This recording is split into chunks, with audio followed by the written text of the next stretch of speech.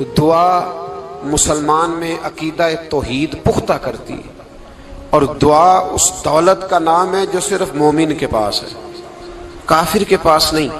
نبی پاک علیہ السلام نے فرمایا الدعاء صلاح المومن، دعا مومن کا ہتھیار ہے، کافر کے پاس یہ ہتھیار نہیں ہے۔ مومن جب اپنے مالک کے حضور دعا مانگتا ہے نا، دنیا میں آپ کسی سے زیادہ مانگے تو وہ ناراض ہو جاتا ہے، وہ کہتا ہے بھائی تو نے تو کام بنا لیا ہے، کل بھی دیا تھا، پرسوں بھی دیا تھا، روز روز تجھے کون دے؟ میرے نبی پاک علیہ السلام نے فرمایا جو اپنے رب سے زیادہ مانگتا ہے رب اس سے زیادہ راضی ہوتا ہے، زیادہ راضی ہوتا ہے۔ اب دعا مخصوص اوقات نہیں دعا کے، فرمایا اذا دعان، جب بھی دعا مانگو گے تمہارا رب تمہاری دعا کو، جب بھی دعا تو دعا کرتے رہنا چاہیے، ہر وقت دعا میں بندہ شامل رہے، اللہ کے ذکر میں شامل۔ یہ جو قرآن مجید نے کہا نا یا ایھا الذین آمنوا اذکروا اللہ ذکرا کثیرا، اے ایمان والو اپنے رب کا ذکر کثرت سے کرو، وسبحوہ بکرۃ واصیلا، اور صبح و شام اسی کی پاکی بیان کرو۔ تو اس سے مراد یہ نہیں ہے کہ تسبیح لے کے سارا دن مسجد میں بیٹھے رہو اور کام کوئی نہ کرو، بلکہ اس کا مطلب یہ ہے کہ روٹی شروع کرو تو اللہ کے نام سے، اختتام کرو تو اللہ کے نام، سو جاؤ تو رب کا نام لے کے، سویرے اٹھو تو اللہ کا نام لے کے، جب تمہیں کوئی چیز اچھی لگے تو ماشاءاللہ کہو، جب کوئی مصیبت آئے تو کہو انا للہ و انا الیہ راجعون۔ تو سارا دن اللہ کا ذکر جاری رہے گا۔ نبی پاک صلی اللہ علیہ وسلم نے مسلمان کو ایک دوسرے سے ملنے کا طریقہ بتایا۔ مصیبت آئے تو کیا کہنا ہے؟ صرف فوت کی پہ نہیں کہنا، اس کی وضاحت کر دو۔ کوئی بھی الذین اذا اصابتہم مصیبہ، جب بھی کوئی مصیبت آئے، اللہ کے بندے کہتے ہیں ہم اللہ کی طرف سے آئے ہیں اور اللہ کی طرف ہی ہم نے لوٹ جانا۔ تو میرے عزیز ہر وقت اللہ کا ذکر جاری رہے گا، ہر وقت زبان پہ رب کریم کا۔ دیکھیں نا نبی پاک علیہ السلام نے ہمیں ملاقات کا طریقہ بتایا۔ ایک صحابی آئے تو انہوں نے آ کے کہا السلام علیکم، نبی پاک علیہ السلام نے فرمایا رب تعالیٰ نے اسے 10 نیکیاں عطا فرمائی ہیں۔ دوسرے آئے تو انہوں نے کہا السلام علیکم ورحمۃ اللہ، تو محبوب فرمانے لگے، امام بہقی نے اس کو لکھا ہے، محبوب فرمانے لگے رب کریم نے اسے 20 نیکیاں عطا فرمائی۔ ایک اور آئے، عرض کیا السلام علیکم ورحمۃ اللہ وبرکاتہ، محبوب فرمانے لگے اللہ نے اسے 30 نیکیاں عطا فرمائی۔ اچھا اس کا مطلب کیا ہے؟ السلام علیکم، تم پر سلامتی ہو، سادہ ترجمہ یہ ہے کہ تم سلامت رہو، تم سلامت رہو، ورحمۃ اللہ وبرکاتہ، تم پر اللہ کی رحمت بھی ہو اور اس کی برکتیں بھی ہو۔ وہ کیا کہتا ہے؟ وہ کہتا ہے وعلیکم السلام، تم پر بھی سلامتی ہو، ورحمۃ اللہ وبرکاتہ، اللہ کی رحمت ہو اور اس کی۔ یہ جو مسنون دعائیں ہیں نا جو حضور نے ہمیں دعائیں سکھائی ہر موقع پہ، ان کا کمال دیکھیے۔ اب ایک مسلمان نے آتے کہا السلام علیکم، اس کا مطلب کیا ہے؟ تم پر۔ اب وہ جھگڑا کرے گا اسے مارے گا، اس کا مال چھینے گا؟ اس نے تو آتے ہی کہا ہے تم پر سلامتی ہو۔ تو جو سلامتی کی دعا دینے والے ہیں وہ جیب تھوڑی کاٹیں گے، وہ غبن تھوڑی کریں گے، ڈاکہ تھوڑا ڈالیں گے۔ اسلام نے لفظ ہی وہ سکھایا ہے کہ فرمایا جب تم نے ملنا ہے تو تم نے دعائیں کرنی ہے ایک دوسرے کے لیے۔ اب ہمارے ہاں نئے نئے لفظ آ گئے، ٹیلی فون اٹھایا تو کہا ہیلو، اس کا کیا ترجمہ ہے؟ کون ہے، اس کا کیا ترجمہ ہے؟ جی جناب، اس کا کیا مطلب؟ ہم نے دیکھا بڑے بڑے سمجھدار لوگ السلام علیکم کی بجائے کہتے ہیں کیا حال ہے۔ بھئی کیا عجیب بات ہے، بھئی کیا حال ہے کا کیا مطلب ہوا؟ وہ بعد میں کرنے کی بات ہے۔ اور کچھ تھوڑا سا جو ادیب ہیں، جو بیچارے حروف کے پیچ و تاب میں رہتے ہیں، وہ کہتے ہیں آداب عرض ہے۔ وہ کیا ہوتا ہے جی؟ اسلام نے دعا سکھائی ہے السلام علیکم، یہ کتنی خوبصورت دعا ہے۔ جب آپ گھر کے اندر داخل ہوئے تو آپ نے دعا دی السلام علیکم، یہ دعا دی آپ۔ ایک صحابی حاضر خدمت ہوئے، عرض کی یا رسول اللہ صلی اللہ علیہ وسلم میرے گھر میں غربت رہتی ہے، کیا کروں؟ نبی پاک علیہ السلام نے فرمایا جب بھی گھر جایا کرنا گھر والوں سے سلام لیا کر، گھر والوں سے کیا کہا کر؟ السلام علیکم، جب بھی گھر جائے۔ یعنی گھر آیا، اب گھر والوں نے بتایا کہ ماچس کی ڈبیا تو لے آؤ۔ اب یہ دکان کونے پہ تھی گھر والے پہ، وہاں سے ماچس کی ڈبیا لے کے واپس گیا تو کہنے لگا السلام علیکم. پھر گھر والوں نے کہا ہو بتانا یاد ہی نہیں رہا, چینی بھی ختم ہو گئی ہے. تو یہ پھر گیا چینی لینے, لوٹ کے آیا تو کیا کہا؟ جب اللہ چاہتا ہے تو کہے, جب اللہ کے رسول چاہتے ہیں تو کہے. اس کا ترجمہ یہ ہے کہ تو کہہ, تو سلام لے. اللہ رسول چاہ رہے ہیں کہ تو سلام لے تاکہ تیرے گھر میں سلامتیاں ڈال دی جائیں. تو فرمایا سلام لینی ہے تو نے, اور ساتھ تو نے اس طرح کرنا ہے کہ 3 دفعہ سورۃ اخلاص کو پڑھنا ہے. امام قرطبی نے اس کو لکھا ہے. اس نے کہا حضور غربت بڑی ہے. غربت بڑی ہے تو کہ وظیفہ بتائیں. فرمایا جب بھی گھر جاؤ سلام لو اور 3 دفعہ سورۃ اخلاص پڑھو. وہ صحابی کہتے ہیں میں پکا ہو گیا. اب وہ کچھ دنوں کے بعد, کچھ عرصے کے بعد, کچھ مہینوں کے بعد واپس آئے تو صحابہ کرام علیہم رضوان فرماتے ہیں ہماری خواہش تھی کہ یہ کچھ بیان کرے, اب بتائے جو وظیفہ لے کے گیا تھا اس کا ریزلٹ کیا نکلا. کہتے اس نے بڑی حیرت انگیز بات کی, حیرت انگیز عجیب انداز میں. کچھ لوگوں کا دل ہوتا ہے نا کہ مجھے ملے میرے پڑوسی کو نہ ملے, اور کچھ کا دل ہوتا ہے یار مجھے بھی ملا ہے اور الحمدللہ میرے پڑوسی کو ملا ہے. تو صحابی جب حاضر ہوئے تو صحابہ کہتے ہیں ہمیں تجسس تھا کہ یہ کچھ بتائیں. تو حضور نے فرمایا کیا حال ہے تیرا؟ کہا یا رسول اللہ کمال ہی ہو گئی ہے حضور, میں جب بھی گھر جاتا ہوں سلام لیتا ہوں اور 3 دفعہ سورۃ اخلاص پڑھتا ہوں, میں تو امیر ہو ہی گیا ہوں, میرے تو ہمسائے بھی امیر ہو گئے. کتنا پیارا ہے یہ جملہ, کتنا حسن ہے. اتنا اچھا لفظ کسی اور کے پاس ہے ہی نہیں جو الفاظ ہمیں ہمارے رسول نے عطا فرمایا. اس کو اپنائیے, اس کو اپنائیے. یہ الگ بات ہے کہ لوگ مطلب کے لیے سلوٹ کر لیتے ہیں بڑا سارا, لیکن مطلب کے لیے نہیں. جس کو جانے اس سے بھی سلام لیں, جس مسلمان کو نہیں جانتے اس سے بھی. تو نبی پاک نے ہمیں مسنون دعائیں سکھائیں. رات کو جب سونے لگیں اللہ کے رسول صلی اللہ علیہ وسلم نے ہمیں دعا سکھائی. حضور نے فرمایا جب سونے لگو تو مسلم شریف میں فرمایا تم نے یہ دعا پڑھنی, اللہم باسمک اموت و احیا. تم نے کہنا اے اللہ میں تیرے نام پر مرتا ہوں اور تیرے نام پر جیتا ہوں. نبی پاک صلی اللہ علیہ وسلم نے ایک حدیث میں فرمایا کہ یہ جو نیند ہے نا یہ موت کی چھوٹی بہن ہے, یہ موت کا ایک حصہ ہے. جس طرح انسان سو جائے تو کوئی خبر نہیں ہوتی کیا ہو رہا ہے, بالکل وہ اٹھا ہے تو اس نے کہا ہو یہ کیا ہوا. سو جاتا ہے نا آدمی, اسے خبر نہیں ہوتی. اوہو میں نے تو 11 بجے اٹھنا تھا, یہ تو 3 بج گئے. اب اسے خبر نہ رہی. سوتے ہوئے لوگ چوری کر لیتے ہیں, بلکہ اس طرح بھی ہوتا ہے کہ آدمی نے گکھڑ اترنا تھا, وہ پنڈی سے آ رہا تھا لیکن وہ سویا ہوا تھا. آنکھ تب کھلی جب کاموں کی آ گیا تھا.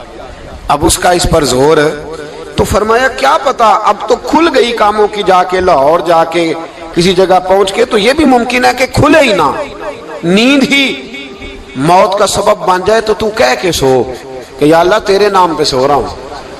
اللہ کس نام پہ سو رہا ہوں یار. اگر ہم ان دعاؤں کا حسن سمجھے مت, اللہم باسمک اموت و احیا, یا اللہ میں تیرے نام پہ سوتا ہوں اور تیرے نام پر اٹھتا ہوں. گویا کہہ رہا یا اللہ میری نیند بھی تیرے فضل سے ہی ہے, اور اگر آنکھ کھل جائے تو وہ بھی تیرے فضل سے ہی ہے. کتنا اعلیٰ نبی پاک علیہ السلام نے انداز سکھایا. اور پھر بخاری شریف میں حدیث موجود ہے, فرمایا جب اٹھو تو کہو الحمدللہ الذی احیانا احیانا بعد ما اماتنا والیہ النشور.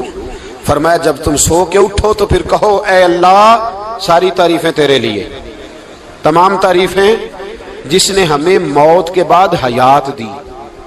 موت کے بعد فرمایا احیانا بعد ما اماتنا, ہمیں مرنے کے بعد گویا اللہ کا شکر ادا کر کے آنکھ کھل گئی. دیکھیں کس طرح اسلام مسلمان کو اللہ کے ساتھ جوڑتا ہے. فرمایا شکر کر, آنکھ کھل گئی. کہ یا اللہ تیرا شکر ہے تو نے موت کے بعد ہمیں دوبارہ حیات عطا فرمائی, یہ شکر ادا کرو. گویا تم یہ نہ کہنا کہ میں اٹھ گیا ہوں تو میرا کمال ہے, یہ نہ سمجھنا میں اٹھ گیا ہوں تو میں بڑا پابند ہوں, جب میں ارادہ کر لوں کہ میں نے 11 بجے اٹھنا ہے تو پھر میں اٹھ جاتا ہوں. یہ نہ کہنا کہ یہ الارم بڑا اچھا ہے, یہ مجھے اٹھا لیتا ہے. ذہن کے اندر خیال کر کہ نیند تو موت کی طرح تھی, یہ جو میں اٹھ گیا ہوں تو اپنے رب کے فضل سے اٹھا ہوں. جو میں اٹھ گیا ہوں, جو ابھی اٹھے ہیں وہ تو بول دینا کم از کم کہ میں اپنے رب کے فضل سے اٹھ گیا. تو دعا سکھائی. پھر دیکھیے نبی پاک صلی اللہ علیہ وسلم نے فرمایا جب تم بیت الخلاء میں جاتے ہو نا, واش روم میں جاتے ہو, تو گندی چیزیں ہوتی ہیں وہاں، شیطان ہوتے ہیں، جنات ہوتے ہیں، یہ گندگی پہ ہوتے ہیں۔ جب تم واش روم جاؤ، بیت الخلا جائے، تب بھی دعا مانگو۔ کیا دعا مانگو؟ وہ دعا بھی نبی پاک صلی اللہ علیہ وسلم نے ہمیں تعلیم فرمائی اور بخاری میں ہے، کہا پڑھا کرو اللہم انی اعوذ بک من الخبث والخبائث۔ کہو اے اللہ ناپاک چیزوں سے میں تیری پناہ مانگتا ہوں، وہ نر ہوں یا مادہ ہوں۔ اللہ میں تیری پناہ مانگتا ہوں۔ واش روم کے اندر بہت ساری بری چیزیں ہوتی ہیں، جوان میری بات پر توجہ فرمائیں، وہاں بہت ساری گندی چیزیں ہوتی ہیں۔ انسان کئی دفعہ واش روم میں جاتا ہے، اسے وسوسے زیادہ آتے ہیں، یہ نوٹ کریں میری بات کو۔ اصل میں نا ہم بات ڈھونڈ رہے ہیں علاج اپنی بیماریوں کا، حالانکہ علاج تو سارا مدینے والے رسول کے پاس موجود ہے، محبوب کے پاس ساری دوائیاں ہیں۔ تو نبی پاک علیہ السلام دیکھیں نا، انسان واش روم میں جاتا ہے اسے وسوسے آتے، برے خیالات آتے، وہ گناہ کی طرف کئی دفعہ مائل ہوتا ہے، تو کہا تو دعا پڑھ کے جا، اللہم انی اعوذ بکا، یا اللہ میں تیری پناہ مانگتا ہوں، من الخبث والخبائث، ہر خبیث اور بری چیز سے میں تیری پناہ مانگتا ہوں، وہ نر ہو یا یار کتنا عظیم دین ہے، کتنا عظیم میرے مصطفیٰ کریم کا وہ والا دین ہے۔ اصل میں اللہ کرے بی اے پاس بچے کو بیت الخلا کی دعا بھی یاد ہو جائے، ایسے یاد ہو جائے، اور اس کے ماں باپ سمجھ لیں کہ جوان ہو گیا ہے، تو اب ہو سکتا ہے اس کی طرف شیطان حملہ زیادہ کرے، اسے خراب کرنے کی کوشش کرے، تو لہذا اسے دعا سکھائی جائے تاکہ اس کو پہلے سے پتا ہو کہ میں نے اس بے ایمان سے بچنا کس طرح سے۔ اب آپ دیکھیے نبی پاک علیہ الصلوۃ والسلام نے ہمیں دعا سکھائی، مصنف ابن ابی شیبہ میں۔ کون سی دعا؟ واش روم سے نکلنے کی۔ اللہ اکبر، بڑی زبردست دعا ہے، بڑی زبردست۔ آپ یقین کریں اس ایک ایک دعا پر ایک ایک پورا بیان ہو سکتا ہے، ایک ایک۔ یہ اس لیے نہیں میں کہہ رہا کہ میں کوئی عالم فاضل آدمی ہوں، آپ کہیں گے کہ بتا رہے ہیں میں بڑا پڑھا لکھا ہوں، صرف یہ عرض کر رہا ہوں کہ اس کے فوائد پر، ثمرات پر جو اللہ تبارک و تعالی امت کو دیتا ہے، ان دعاؤں کی جو فضیلت حدیثوں میں آئی، اور پھر جو اس کے فوائد ہے، اور اس پر بات کروں تو ایک دعا تقاضا کرتی ہے کہ اس پر پورا ایک لیکچر ہونا چاہیے۔ دیکھیے آپ واش روم سے نکلے، دعا کیا ہے؟ دعا کے لفظ کے الحمدللہ الذی، ایک حدیث میں لفظ ہے غفرانک، غفرانک، اے اللہ میں تجھ سے بخشش چاہتا ہوں۔ اور جو مشہور اور معروف ہے مصنف ابن ابی شیبہ کی روایت، فرمایا الحمدللہ الذی اذھب عنی العذاب وعافانی، فرمایا اے اللہ تیرا شکر ہے۔ واش روم سے نکلا ہے تو کہہ رہا ہے یا اللہ تیرا شکر ہے، تو نے مجھ سے اذیت دور کی، وعافانی، اور تو نے مجھے عافیت عطا کر دی، اذیت دور کر دی اور عافیت۔ بولیے واش روم سے نکلا ہے تو کیا کہتا ہے؟ یا اللہ تیرا شکر ہے، تو نے مجھ سے اذیت دور کر دی اور مجھے عافیت۔ ڈاکٹر حکیم ہومیوپیتھک ایک چیز پر متفق کم ہوتے ہیں، پتہ ہے نا آپ کو، لیکن اس بات پر سب کا اتفاق ہے کہ اگر کسی کو قبض ہو جائے نا تو شاید 70 یا 72 بیماریاں لگ جاتی ہیں اس کو۔ اور جب آدمی کو قبض ہوتی ہے نا، پیٹ کے اندر فضلہ جم جاتا ہے، خارج نہیں ہوتا، اس کو اعصاب کی بیماری ہوتی ہے، اس کے ذہن پر اثر ہوتا ہے اس چیز کا۔ آپ یہ مت سمجھیں کہ کھانا کھانا ہی ایک کمال ہے، اللہ نے یہ بھی نعمت بنائی ہے کہ کھانا جب خارج ہوتا ہے تو وہ بھی اللہ کا بہت بڑا احسان ہے۔ تو فرمایا تو سمجھا ہی نہیں، اگر تجھے قبض ہو جاتی، تیرے پیٹ کے اندر وہ چیز جم جاتی، تیرے لیے کتنی تکلیف کا باعث تھی۔ ان لوگوں سے پوچھئے جو اس کے بیمار ہیں، اس کے مریض ہیں، وہ کتنی تکلیف میں رہتے ہیں، سر میں درد ہوتا ہے، سر چکراتے ہیں۔ ایک بہت بڑا روڈ ایکسیڈنٹ ہوا تو ڈرائیور سے لوگوں نے پوچھا کہ مسئلہ کیا ہے، تو کہنے لگا میں قبض کا مریض ہوں، تو میں کھانا کھا لیتا ہوں تو میرے ذہن پر وہ اس قدر زیادہ گیس کا غلبہ ہوتا ہے کہ میں سخت تکلیف میں ہوں۔ نبی پاک علیہ الصلوۃ والسلام نے ہمیں سمجھایا اور بتایا کہ سمجھ لو یارو، کھانا کھانے کی نعمت تو اللہ نے تمہیں عطا فرمائی ہے، لیکن کھانا کھانے کے بعد اس کا اخراج بھی اللہ کی بہت بڑی نعمت ہے، تو اللہ کا شکر ادا کرو۔ پھر جب آپ گھر سے نکلیں گے تو بھی اس کی دعا ارشاد فرمائی، بسم اللہ توکلت علی اللہ، اللہ کے نام سے گھر سے نکلتا ہوں اور میں نے بھروسہ بھی اللہ کے نام پہ کیا۔ جب گھر سے نکلیں تو کس کے نام پہ بھروسہ کریں؟ بولیے حضرت رابعہ بصریہ رحمت اللہ علیہا، آپ تشریف لے گئیں حج کرنے، جس دن واپس آئیں اپنا اونٹ کہہ گئی جاتی دفعہ، کہنے لگی اللہ میں تیرے حوالے کر کے جا رہی ہوں، اور بسم اللہ توکلت علی اللہ، بھروسہ بھی تیری ذات پہ۔ جس دن واپس آئی نا اسی دن کسی نے بتایا کہ اماں آج ہی تیرا اونٹ مر گیا ہے، تو اونٹ کے سرانے کھڑی ہو کے کہنے لگی مولا میں تو تیرے نام پہ تیرے پہ بھروسہ کر کے گئی تھی، تیرے حوالے میں تو تیرے گھر گئی تھی۔ تو لوگ کہتے ہیں اماں کے منہ سے لفظ نکلے تو اونٹ زندہ ہو کے کھڑا ہو گیا، کھڑا ہو گیا ہوں۔ تو اماں کہنے لگی نہیں تمہیں غلطی لگی ہے، مرا ہی نہیں تھا، پہلے سے ہی موجود تھا، وہ اپنی کرامت بھی نہیں ظاہر ہونے دی۔ تو بھائی گھر سے نکلیں تو کس لفظ پر کہ یا اللہ میں تیرے بھروسے پہ نکل رہا ہوں میں، اس کے دو فائدے ہوں گے، ایک تو آپ اللہ کی امان میں جا رہے ہیں، اللہ کی امان میں آ رہے ہیں، اور دوسرا جس گھر کو آپ چھوڑ کے جا رہے ہیں اسے بھی اللہ کی امان میں دے کے جا رہے ہیں۔ تو کتنا لذت والی دعا ہے جو نبی کریم علیہ السلام نے ہمیں سکھائی۔ اب ذرا حدیث سنیں خوش ہو کے، دیکھیں حضور نے دعا سکھائی، فرمایا جب دیکھ لو نا کسی کو ہنستا ہوا، کیا کرتا ہوا؟ ماشاءاللہ آپ تو ہنسنے لگے۔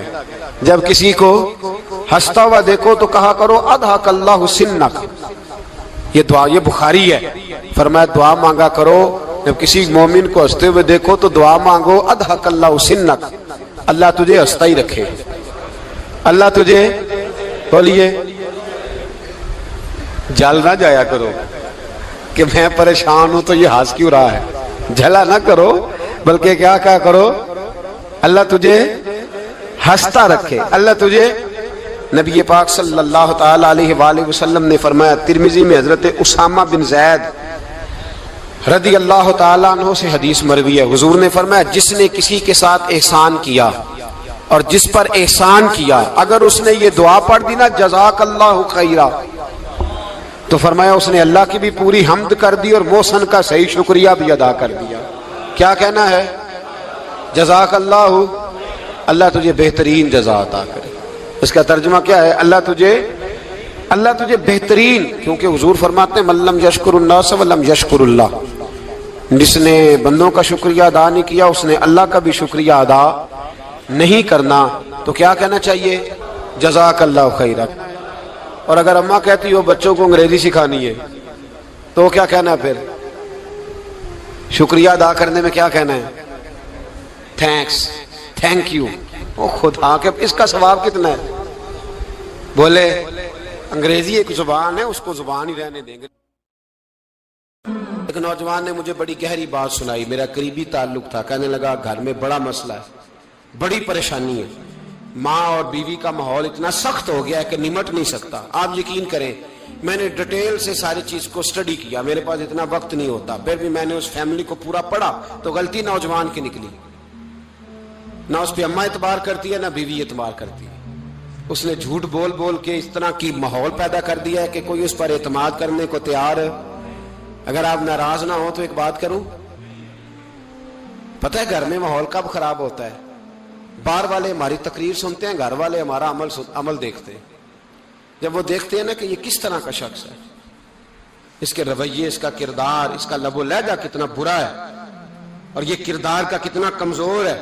اعلیٰ حضرت فرمایا کرتے تھے نیک وہ ہوتا ہے جس کی تنہائی صاف ستھری ہوتی ہے، اس لیے ماحول بگڑ جاتا ہے۔ یہ جو ہم کہتے ہیں نا میرے سجن بڑے بنتے ہیں پھر ٹوٹ جاتے ہیں، کچھ لوگ ایسے ہوتے ہیں جو ان کے پاس جاتا ہے انہی کا ہو جاتا ہے، وہ کہیں اور کے قابل کیوں بھلا؟ اس لیے کہ ان کے کردار میں ٹھنڈک دیکھتا ہے، ان کے لب و لہجے میں مٹھاس دیکھتا ہے، اس شخص میں اتنی خوبصورتی دیکھتا ہے کہ اسی کا بن جاتا ہے۔ حضرت ابراہیم بن ادم کے پاس ایک نوجوان آیا، کہنے لگا میں گناہ کرنا چاہتا ہوں، فرمانے لگا بالکل کر، اللہ کا دیا ہوا رزق کھانا چھوڑ دے اور گناہ کر۔ کہنے لگا یہ نہیں ہو سکتا، فرمانے لگے چل پھر اس طرح کر، رب کی زمین پہ نہ رہ، کسی اور کی زمین پہ چلا جا۔ کہنے لگا یہ بھی نہیں ہو سکتا، فرمانے لگے چل اللہ کی چھت سے نکل جا۔ کہنے لگا یہ بھی نہیں ہو سکتا، تو آپ رو پڑے۔ فرمانے لگے پھر جناب اسرائیل جب آئیں تو ان سے کہنا مجھے 2-3 سال کی مہلت دے دے، پچھلی میری گناہوں میں گزر گئی، میں ذرا 3 سال عبادت کر لوں۔ تو وہ شخص بھی رونے لگا، کہنے لگا حضور وہ مہلت نہیں دیتے، وہ جب لینے آتے ہیں تو پھر لے کے اللہ تعالیٰ نے جب انسان بنانا چاہا نا تو جناب جبریل کو کہا مٹی لے کے آ زمین سے. حضرت جبریل نے مٹی پہ ہاتھ ڈالا تو باقی کی مٹی رونے لگ گئی, اسے جدا نہ کر. تو جناب جبریل چھوڑ کے چلے گئے. حضرت میکائیل کو بھیجا, مٹی لا. مٹی پہ ہاتھ ڈالا تو باقی کی مٹی رونے لگ گئی, چھوڑ کے چلے گئے. جناب اسرائیل کو بھیجا, مٹی پہ ہاتھ ڈالا تو باقی کی رونے لگ گئی, چھوڑ کے نہ جاؤ. تو حضرت اسرائیل فرمانے لگے تیرا رونا دیکھو کہ رب کا حکم دیکھو. وہ لے گئے, جب پیش کی تو رب کریم نے فرمایا اسرائیل جان نکالنے کی ڈیوٹی بھی تیری, تو مٹی کو لے آنا, باقی مٹی روتی بھی رہے تو روتی رہے. جب میرا فیصلہ آ جائے تو پھر اس میں کوئی گنجائش, ہم کھاتے بھی اللہ کا ہیں, نافرمانی بھی اس کی کرتے, زمین پہ بھی اس کی چلتے ہیں, نافرمانی بھی اس کی کرتے, حکم کسی اور کا مانتے, چھت پہ رب کریم کی رہتے. اس طرح نظام نہیں چلتا. میرے بھائی یاد رکھ لو, گناہوں کی سزا ملے گی, زندگی تنگ ہو جائے, یہاں بھی آزمائش ہوگی اور وہاں بھی. میں نے درس پہ کہا تھا, پھر بات کہتا ہوں, یہ میں اپنے لیے کہہ رہا ہوں, توجہ ہے میری بات پر. دعا فرمایا کرے کہ جو کچھ ہم نظر آتے ہیں اللہ ہمیں ویسا بننے کی توفیق بھی عطا فرمائے. اللہ ویسا بننے کی یہ مشکل معاملہ ہے, مشکل. دیکھیں نا, ایک آدمی سیاستدان ہے, اس نے بڑے اچھے نعرے لگائے, انقلاب آ جائے گا, میں غریب کا بھلا کر دوں گا, میں یتیموں کے سر پہ ہاتھ رکھوں گا, میں مجبوروں کی مدد کروں گا, میں دکھیوں کی مدد کروں گا, مزدوروں کو. اس نے اچھے اچھے نعرے سکھائے, اچھا اس نے پیغام دیا. اندر اس کے یہ تھا کہ اقتدار ملے گا تو مرضی کروں گا. لوگ اس کے گرد بھی گئے, اس کی گاڑی کے پیچھے بھی بھاگے, لوگوں نے اس کے نعرے بھی لگوائے, جیب سے پیسے لگا کے اس کے پوسٹر بھی شائع کیے. لوگ اس کے گرویدہ ہو گئے, لوگوں نے پوری, اور میری قوم نے تو بیچاری نے کئی دفعہ دھوکے کھائے. جس نے نعرہ لگایا غریب اسی کے پیچھے مسیحا بن کے چل پڑا. آج دھوکہ دے لیا, لوگوں کو پیچھے لگا لیا. یہ بتاؤ اگر راز کھل جائے, اگر راز کھل جائے کہ یہ دھوکہ دے رہا ہے, یہ فریب کر رہا ہے, تو لوگ اس کا کیا حال کریں گے؟ یہ راز قیامت میں کھل جائے گا. قیامت میں یہ راز یہ کھل جائے گا, کھل جائے گا. یہ دھوکے باز تھا. اذا زلزلت الارض زلزالہا, جب زلزلہ آئے گا جیسے اس کا آنا ٹھہرا. واخرجت الارض اثقالہا, زمین اپنے بوجھ باہر نکال دے گی. اس سے مراد کیا ہے کہ زمین پہ جو جرم ہوئے زمین بتا دے گی, باہر نکل آئے. وقال الانسان ما لہا, انسان کہے گا اسے کیا ہوا, یہ تو سب کچھ بتا رہی. بوجھ باہر نکال دے گی. ایک آدمی پیر طریقت بن کے بیٹھ گیا, جبہ کبہ پہن کے, بڑی پگڑی باندھ کے بیٹھ گیا, اچھی اچھی نیک باتیں بتانے لگا. لوگ اس کی دست بوسی کرنے لگے, ہاتھ چومنے لگے, پیچھے لگ گئے, خدمت کرنے لگے, جیب سے نذرانہ دینے لگے. اس کے نام پر لوگ اپنی جیب سے لنگر پکانے لگے, خانقاہ کی خدمت ہونے لگی. مہمان اس کے آتے, نوکری کوئی اور کرتا. میں نے کہا تھا شاید اپنے لیے کہہ رہا ہوں. ڈیوٹیاں لوگ کرنے لگے, حالات بدلنے لگے. لیکن اس کے اندر تو چور تھا, وہ تو دکاندار تھا. تو یہاں جو اس کے پیچھے لگے تھے وہ تو سچے تھے, انہیں تو اجر ملے گا. لیکن اس کا جب راز کھلے گا تو بڑی رسوائی ہوگی. اس کا جب راز کھلے گا تو بڑی. ایک میری طرح کا دیندار تھا, جو چہرے کا تو نیک تھا, اندر پتہ نہیں کیا کچھ تھا. ایک طوائف گزر رہی تھی, اس نے اس کو تبلیغ کر دی. کہنے لگا بس کر دے, سیانی بن جا. تو کسی دانشور میں لکھا ہے اس نے بڑا سخت جواب دیا. اس عورت نے کہنے لگی بابا میں تو جو ہوں وہ نظر بھی آ رہی ہوں, تو بتا جو تو نظر آتا ہے وہ تو ہے کہ نہیں. اس بندے نے چیخ ماری اور بے ہوش ہو کے گر پڑا.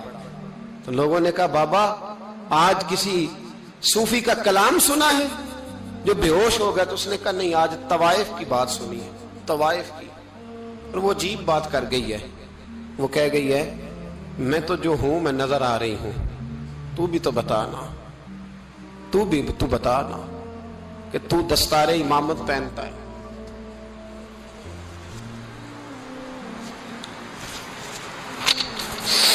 تو بتا, تو جو کہلاتا ہے تو وہ ہے کہ نہیں. یہ وقال الانسان ما لہا, یہ راز قیامت میں کھلے گا. ہم جو کچھ بتا رہے ہیں نا اپنی زبانوں سے, ہمیں اپنے گناہوں کا احساس ہونا چاہیے. ایسا نہ ہو کہ جب سزا ملے تو پھر اس طرح کی ملے کہ دوبارہ کسی کو کوئی منہ دکھانے کے قابل نہ رہے. میرے بھائی یاد رکھیں اور سمجھیں، گناہ انسان کی زندگی کو تنگ کرتے ہیں۔ میرے نبی پاک علیہ السلام نے فرمایا جب تو جھوٹ بولتا ہے تو تیرے فرشتے کرامن کاتبین سائیڈ پہ ہو کے کھڑے ہو جاتے ہیں، جب تو زنا کرتا ہے تو تیرے اندر سے ایمان نکل جاتا ہے۔ اور نبی پاک علیہ السلام نے فرمایا جب میری قوم میں ناانصافی عام ہو جائے گی تو قتل بھی عام ہو جائے گا۔ اور سن لو، لکھ لینا یہ حدیث دل کی تختی پر، نبی پاک علیہ السلام نے فرمایا جب میری قوم میں بے حیائی اور بدکاری عام ہو جائے گی تو 2 سزائیں اللہ دے گا۔ ایک تو جوان موتیں آئیں گی، جوان بچے کچھ بھی نہیں دیکھا چلے گئے، اور دوسری سزا اللہ یہ دے گا کہ ایسی بیماریاں آئیں گی جن کا علاج نہیں ملے گا، ایسے امراض پھوٹ پڑیں گے۔ اگرچہ میں آپ کو ایسی تقریر بھی سنا سکتا تھا جس پہ آپ بہت زیادہ محظوظ ہوتے، پر میں نے اس جمعے میں ایسا موضوع چنا ہے جس کا ہمیں خاص ضرورت ہے۔ بھائی دیکھیں تو صحیح، کہیں ایسا تو نہیں کہ ہم ان عیبوں میں مبتلا ہیں۔ میرے نبی کریم علیہ السلام نے فرمایا جب تم نیکی کا حکم دینا اور برائی سے منع کرنا چھوڑ دو گے پھر اللہ تم پر ظالم حکمران مسلط کرے گا۔ اور اگلے لفظ اس سے بھی زیادہ سخت ہیں، محبوب فرمانے لگے پھر تمہاری نیک لوگ دعائیں بھی کریں گے تو اللہ وقتی طور پر ان کی دعاؤں کو بھی قبول نہیں فرمائے گا، اس لیے کہ تم لوگوں نے نیکی کا حکم دینا اور بھلائی سے روکنا چھوڑ دیا۔ عزیزو یاد رکھو جب گناہ عام ہوتے تو پھر حالات بدلتے اور لوگوں کو سزا ملتی ہے ان کے گناہوں کی، بلکہ یہاں تک لکھا ہے کہ نیت خراب ہو تو سزا شروع ہو جاتی۔ کیا خراب ہو؟ بولیے گا۔ نیت بھی خراب ہو تو سزا۔ حضرت رومی کہتے ہیں کہ ایک بادشاہ کو پتہ چل گیا کہ ایک آدمی نے بڑا اچھا باغ لگایا ہے، خوبصورت باغ ہے، مالٹے کا کنوں کا باغ بڑا پیارا۔ بادشاہ نے کہا ذرا جا کے دیکھتا ہوں۔ بادشاہ سلامت باغ دیکھنے آئے تو اب وہ مزدور آدمی تھا، عام آدمی تھا جس نے باغ لگایا، کسان تھا، اس کو کہا کہ چند کنوں توڑ کے لایا تو بڑے پیارے لگے، ایک دو اور لایا، کھائے، بڑے میٹھے، بڑے پیارے، بڑے توانا، بڑا مزہ آیا۔ تو بادشاہ کے دل میں خیال آیا کہ اس پہ قبضہ نہ کر لوں باغ پہ۔ ہمارے یہاں نا کرائے پہ دکان دیتا نا مالک، تو جب کسی غریب کی چل جاتی ہے کہتا ہے تو خالی کر، میں نے خود ڈال لی ہے، چل گئی نا اس کی۔ حالانکہ رزق اپنے اپنے نصیب کا ہے، رزق اپنے اپنے نصیب کا ہے، جس کو اللہ تعالیٰ چاہتا ہے عطا کرتا ہے۔ تو اس کو کہا کہ اور توڑ کے لا، اور دل میں خیال ہے کہ یار اتنا اچھا باغ ہے قبضہ کر لیتے ہیں، ہماری حکومتیں قبضہ کر لیتی ہیں کہ کوئی چیز اچھی لگ جاتی۔ اب وہ کسان 2-3 کنوں توڑ کے لایا، اس نے کھائے تو کھٹے نکلے، ترش تھے۔ کہنے لگا تجھے کیا ہو گیا ہے؟ تو بندہ بڑا صاحب دل تھا، کہنے لگا میں تو ٹھیک ہوں، آپ اپنی نیت سے پوچھیں کہیں خراب تو نہیں ہو گئی۔ تو کنوں میں بھی اس کا اثر آ گیا ہے، اپنی نیتیں بگڑ جائیں نا، نیتیں۔ اب ایک بات کہنے لگا ہوں، غور سے سننا، جب تک 2 بھائی اکٹھے کاروبار کرتے ہیں نیت ہوتی ہے کہ ہمارا گھر چلے گا، تب تک اللہ برکت دیتا ہے۔ اور جب اپنی اپنی جیبیں سمیٹنے لگ جاتے ہیں نا کہ یہ میرا 5000 ہے، آج میں گیا تھا اگرائی کرنے، یہ میرا 10,000 ہے، آج میں نے محنت زیادہ کی، جب وہ ٹٹولنے لگتے ہیں پھر اس دکان سے بھی برکت اٹھ جاتی ہے، پھر وہاں سے بھی برکت چلی جاتی ہے۔ فَإِنَّ لَهُ مَعِيشَةً ضَنْكَ، فرمایا جب تو میں منہ پھیر لیتا ہے پھر تیری زندگی اللہ تنگ کر دیتا، پھر وہاں سے بھی برکت، خوبصورتی، اثر اٹھ جاتا ہے۔ ایک سنار نے گلی میں ایک یتیم چھوٹے سے بچے کو گھومتے دیکھا تو سنار بے اولاد تھا، بچے کو اٹھا کے گھر لے آیا، 18 سال اس بچے کی پرورش کی، اس کو پالا پوسا، جوان کیا۔ سنار کے پاس وہ دکان پہ چلا جاتا، وہ کئی دفعہ دکان پہ رہتا، کئی دفعہ گھر میں رہتا۔ ایک دفعہ وہ دکان پہ تھا، بچہ گھر تھا، 18 سال کا جوان، اس کی بیوی اکیلی تھی۔ وہ جس نے ماں بن کے پالا تھا اس نے اسی پہ حملہ کر دیا، اس کا بازو بری نیت سے تھاما، بیوی چیخی۔ تھوڑی دیر گزری تو وہ نوجوان پیروں میں بیٹھ گیا، کہنے لگا اماں پتہ نہیں مجھے کیا ہوا۔ شام کو سنار آیا، بیوی چیخنے لگی، چلانے لگی، کہنے لگی آج عجیب بات ہوئی، جس کو میں نے جگر کا خون دے دے کے پالا اسی نے گندی نظر ڈالی۔ سنار محو حیرت ہے. بیوی کا خیال تھا کہ لاٹھ اٹھائے گا, ڈنڈا اٹھائے گا, نوجوان کو مارے گا, لیکن وہ رونے لگ گیا. اس نے کہا آج اس نے میرا بازو تھاما ہے, جانے کیا کیا ہے. پریشان ہونے لگ گیا, سجدے میں گر گیا. کہا تو بتاتا کیوں نہیں؟ تو وہ سنار کہنے لگا اس کی غلطی نہیں. 18 سال کے بعد آج مجھ پر بھی شیطان سوار ہوا تھا. ایک عورت آئی تھی, وہ اپنے بازوؤں میں چوڑیاں پہننا چاہتی تھی, تو میں نے بھی گندی نظر سے ہاتھ ڈالا تھا. رب کریم نے مجھے فوراً اس کی سزا دی. جن کے گھروں میں بیٹیاں ہوتی ہیں ان کی نظریں گندی نہیں ہوتی. جو بیٹیوں کے باپ ہوتے ہیں, جو بہنوں کے بھائی ہوتے ہیں, ان کی نظریں گندی. اور اگر تو ٹیلی فون کرتا ہے, تو کسی عورت کے ساتھ تعلق رکھتا ہے, تو یہ بات لکھ لے, امام فخر الدین رازی 1, علامہ اسماعیل حقی 2, ملا جلال الدین رومی 3, امام خازن 4, امام جلال الدین سیوطی 5 حدیث کے استاد اور محدث لکھتے ہیں کہ اگر تو کسی پر گندی نظر ڈالے گا تو تیرا گھر بچ سکتا, یاد رکھ نہیں بچے گا. اس لیے کہ تیری نظر کسی کی بیٹی کو بیٹی سمجھ, تاکہ تیری بچی کا پردہ قائم رہے. کسی کی بہن کو, یہ کیا بات ہوئی کہ تو جتنا مرضی گند معاشرے میں پھیلاتا رہے تیرا گھر بچا رہے, یہ کیسے ہو سکتا ہے؟ فَإِنَّ لَهُ مَعِيشَةً ضَنْكَ, اللہ فرماتے ہیں زندگی تنگ ہو جائے گی تیرے لیے مشکل. تو ڈھونڈتا پھرے گا کہ میں مرنے کو جگہ تلاش کروں. سچی توبہ کرے, کھری توبہ کرے. یہ گناہ انسان کو مجبور کر دیتے ہیں. حضرت عبداللہ بن مبارک رحمت اللہ تعالی علیہ, ان کے سینکڑوں شاگرد تھے. ایک شاگرد کے انتقال کا وقت آیا تو گھر گئے ملنے. آپ کہتے ہیں میں نے زور لگا لیا پر اس کی زبان پر کلمہ جاری نہیں ہوا. میں اسے کہتا کلمہ پڑھ پر اس کی زبان پر جاری. اللہ اکبر, بہت بڑی نعمت ہے. دعا فرمائیں اللہ ایمان کی موت عطا فرمائے, ایمان کی موت دے اللہ کریم, ایمان کی موت دے.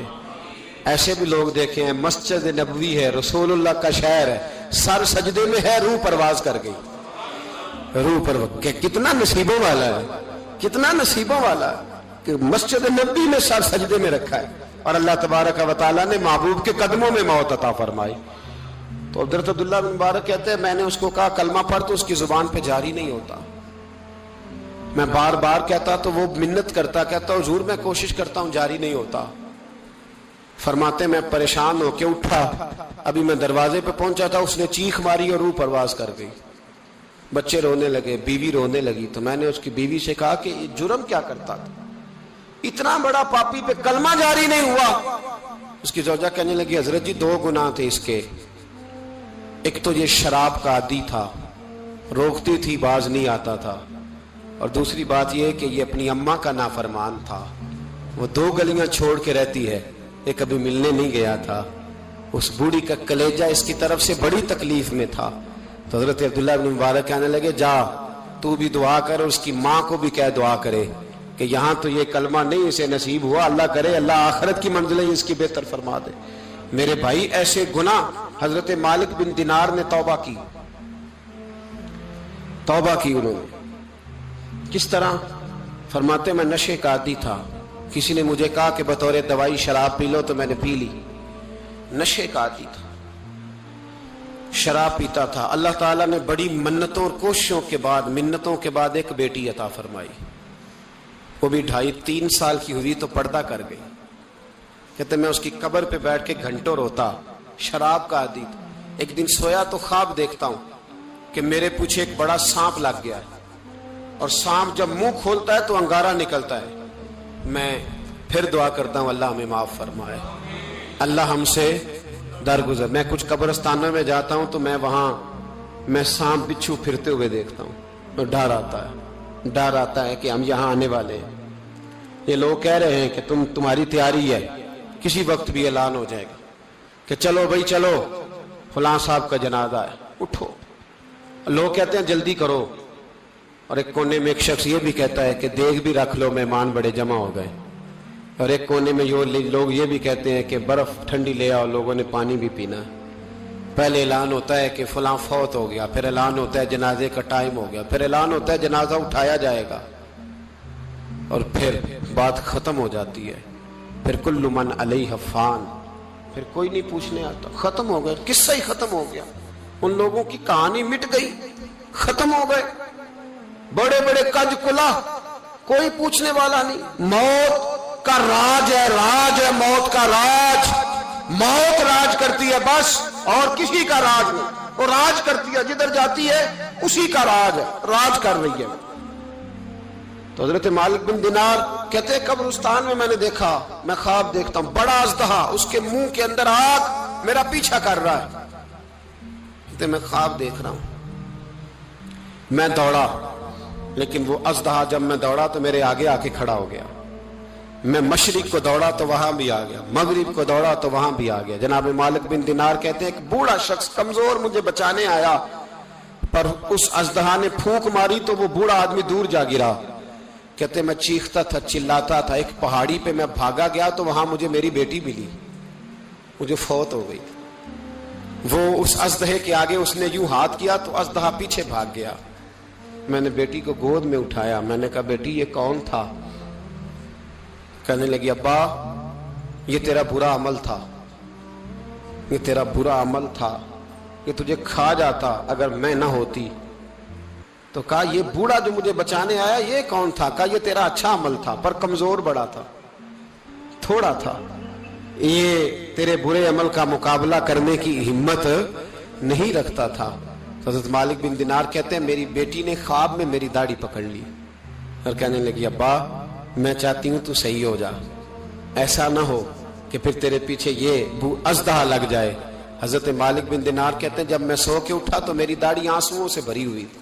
پھر اس کے بعد میں نے توبہ کی، اس طرح کی توبہ کی کہ پھر میں نے کوشش کی کہ دوبارہ میں اپنے رب کی نافرمانی نہ کروں۔ حضرت عبداللہ ابن عباس فرماتے تھے جو دنیا میں ہنس ہنس کے گناہ کرتے ہیں نا، ہنس ہنس کے، جھوٹ ہنس ہنس کے بولتے ہیں، ہنس ہنس کے لوگوں کی غیبت کرتے ہیں، فرمایا یہ جو تمہیں ہنس ہنس کے گناہ کرتے نظر آتے ہیں ان کا رونا قیامت میں دیکھا نہیں جائے گا، ان کے آنسو قیامت میں دیکھے نہیں جائے۔ جو ہنس ہنس کے گناہ کرتے یہ روئیں گے، فَلْيَضْحَكُوا قَلِيلًا وَلْيَبْكُوا كَثِيرًا۔ رب فرماتا ہے زیادہ رویا کرو، کم ہنسا کرو۔ نبی پاک علیہ السلام روتے تو صحابہ کہتے حضور آپ اتنا کیوں روتے ہیں؟ تو محبوب فرماتے جو میں جانتا ہوں وہ تم نہیں جانتے۔ بھائیو قبروں میں اکیلے جانا ہے، کبھی غور کرنا، اکیلے، کوئی بندہ ساتھ حساب دینے نہیں جائے گا۔ اماں بڑا پیار کرتی ہے لیکن قبر میں کبھی کوئی ماں بھی ساتھ دفن نہیں ہوتی، اپنا اپنا حساب دینا، مشکل وقت ہے، حساب کر لینا چاہیے، تیاری کر کے رکھنی چاہیے۔ گناہ اگر یہاں ہماری زندگی کو تنگ کریں گے تو وہاں بھی ہمارے لیے مشکلات پیدا کریں۔ نبی کریم علیہ السلام نے فرمایا ہے کہ اللہ بڑا مہربان ہے، اللہ بڑا کریم ہے، اللہ بڑا ستار ہے، اور یاد رکھو جب کوئی اس کی ریٹ کو چیلنج کرے، جب کوئی اس کے قانون کو توڑے، جب کوئی اللہ کی اعلانیہ نافرمانی کرے، پھر رب کریم کی غیرت کو، اس کے عدل کو جوش آتا ہے، توبہ کرے سچی، مسجد کی حاضری دے پابندی کے ساتھ۔ میری آپ سے ہمیشہ یہ گزارش رہتی ہے کہ مسجد کی حاضری پابندی سے دیں۔ میں اپیل کرتا ہوں داڑھی رکھ لیں، یہ میرے نبی کا طریقہ ہے صلی اللہ تعالی علیہ۔ واپس آ جائیں، ہماری بقا نہ ہمارے دین میں ہے، کوئی نہیں ہمیں رکھے گا، کوئی نہیں رکھے گا، کوئی نہیں۔ میرا ایک دوست رات بتا رہا تھا کہ سعودی عرب میں ایک شخص نے 30 سال محنت کی، تو جب وہ مرا ہے وہیں اس کے گھر میں فون کیا تو اس کے گھر والوں نے کہا جناب آپ کو مشکل ہوگی ڈیڈ باڈی بھیجنے میں، وہیں دفن کر دیں، ہاں اگر اس کا کوئی پیسہ ہے تو وہ ذرا اکاؤنٹ میں بھیج دیں، بچیوں کو ضرورت ہے۔ او بھائی تو اکیلا جائے گا، تیرے لیے مشکل ہو جائے۔ اپنے بھی ساتھ یقین کریں، بچے دعائیں کرانے آتے ہیں، کہتے ہیں حضرت جی دعا کریں اللہ اماں کی سختی معاف کر دے۔ اس کا مطلب کیا ہے کہ اماں اب جائے، اب ہمارا نمبر آئے۔ بچے تو انتظار کر رہے ہیں کہ ابا جائے اور گدی پہ ہمارا نمبر آئے۔ تیاری ہے، اکیلے جانا ہے، اکیلے، سخت سا مرحلہ ہے، اکیلے سارا کچھ فیس کرنا۔ آج توبہ کریں، وہاں کے کیڑے یہاں رہ کے مارے، اپنے ساتھ ظلم نہ کریں۔ ہم اس قابل نہیں کہ وہاں جا کے مقابلہ کر سکیں، بچیں، اپنے آپ کو محفوظ کریں، بچائیں، حساب اپنا اپنا دینا ہے۔ کسی باپ نے اگر اپنے بچوں کو حرام کھلایا تو بچے تو نہیں کہہ رہے تھے نا کہ حرام لے کے آ، تو باپ نے حساب دینا، والد نے۔ لہذا مہربانی فرمائیں، اپنے اوپر رحم کھائیں، اپنے آپ کو سنواریں. آج جمعۃ الوداع ہے، توبہ کریں، اللہ کے نیک بندوں کی صحبت میں بیٹھا کریں، اچھی باتیں سنا کریں تاکہ دل نرم رہے. ان جگہوں سے بچیں جو گناہ کی طرف لے کے جاتی، ظلم سے، زیادتی سے، جبر سے بچیں. اپنے آپ کو اپنے رب کریم کی بارگاہ میں جھکا دیں. ہمارا کہیں اور گزارا نہیں، کوئی نہیں ہمیں پوچھے گا. اقبال رو پڑے آخری عمر میں، رو پڑے اور اللہ کی بارگاہ میں عرض کرنے لگے نہ جہاں میں کہیں بھی امان ملی، جو امان ملی تو کہاں ملی، میرے جرم خانہ خراب تیرے عفو بندہ نواز میں. پناہ صرف اللہ رسول کی بارگاہ میں، باقی کوئی پناہ دینے کو تیار نہیں ہے. دعا کرتا ہوں اللہ کی بارگاہ میں اللہ ہمیں سچی توبہ کی توفیق عطا فرمائے. آخر دعوانا ان الحمدللہ.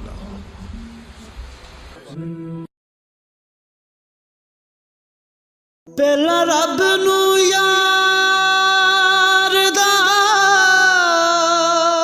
شوق ہویا،